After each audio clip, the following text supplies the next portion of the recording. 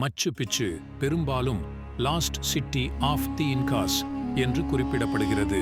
இது 15ஆம் நூற்றாண்டின் இன்கா கோட்டை பெருவின் ஆண்டிஸ் மலைகளில் அமைந்துள்ளது. இது இன்கா பேரரசர் பச்சாகுட்டி 1438 ஆட்சியின் போது கட்டப்பட்டது மற்றும் பல நூற்றாண்டுகளாக வெளி உலகத்திலிருந்து மறைக்கப்பட்டது.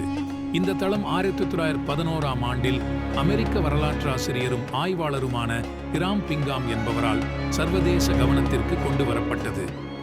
இன்காக்களின் கடைசி தலைநகரான வில்காபாம்பாவை தேடும்போது உள்ளூர் பழங்குடி விவசாயிகளால் மச்சு பிச்சுவுக்கு அழைத்துச் செல்லப்பட்டார்.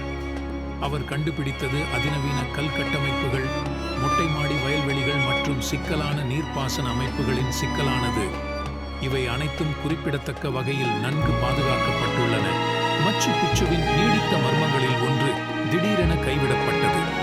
16ஆம் நூற்றாண்டின் முற்பகுதியில் ஸ்பானிய வெற்றியின் காரணமாக ஸ்பானியர்கள் அந்த இடத்தை கண்டுபிடிக்கவில்லை என்றாலும் மக்கள் நகரத்தை விட்டு வெளியேறியதாக கருதப்படுகிறது. அதன் தொலைதூர இடம் கொள்ளை மற்றும் அழிவிலிருந்து பாதுகாக்க உதவியது. நவீன தொல்பொருள் ஆராய்ச்சியாளர்கள் அதன் கட்டமைப்புகள் மற்றும் கலைப்பொருட்களை பெரும்பாலும் அப்படியே ஆய்வு செய்ய அனுமதித்தது. மச்சு பிச்சுவின் நீடித்த மர்மங்களில் ஒன்று திடீரென கைவிடப்பட்டது.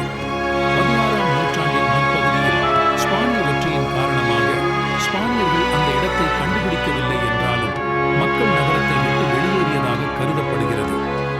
அதன் தொலைதூர இடம் கொள்ளை மற்றும் அழிவிலிருந்து பாதுகாக்க உதவியது.